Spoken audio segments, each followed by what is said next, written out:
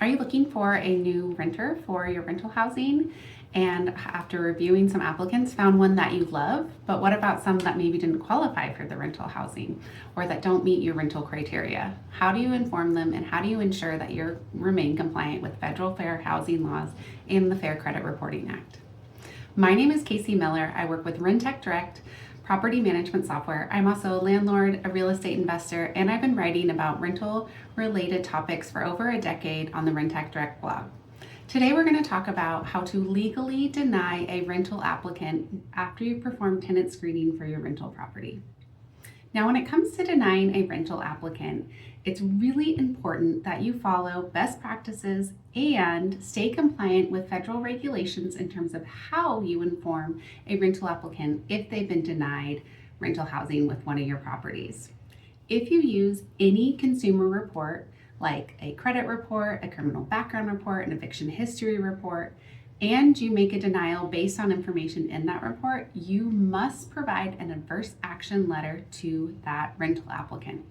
In an adverse action letter, you're going to provide information stating that you have denied them rental housing or that they weren't approved of that rental housing. You also need to say that it may be due to some information in their consumer report, and then provide the information including the name and the address and the contact information for the consumer reporting agency that you use. Think like Experian, Equifax.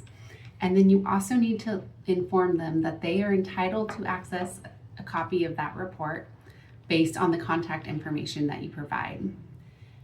And that is one of the best ways that you can remain compliant with those federal fair housing laws.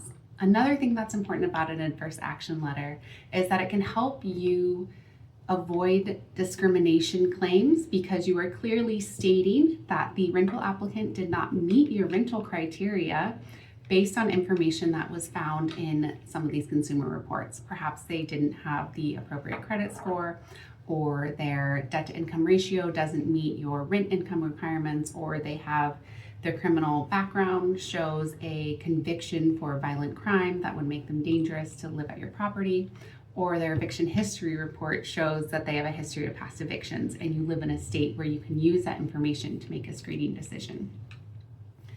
So making sure that you legally inform a rental applicant that they have been approved or denied, and if they're denied, providing them with an adverse action letter that follows the legal requirements is one of your obligations as a housing provider, either as a landlord or a property manager.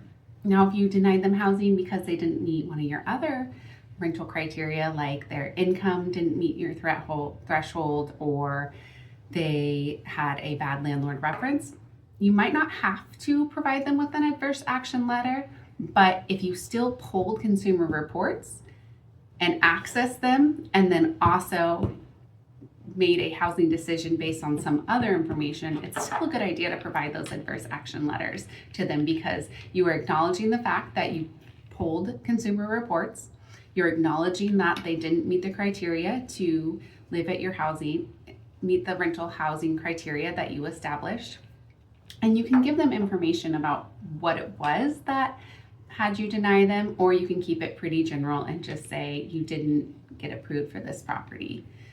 Now, sometimes it happens where you have a bunch of rental applicants, a lot of them are qualified, and you pick one to live in your property. Best practice is to pick the first qualified applicant that will meet the rental criteria, and then you can maintain those approved rental applications for perhaps another property that's in your portfolio. So that's a way to still provide housing to these applicants who might be conditionally approved based on your standing housing criteria if there's another property that they might qualify for.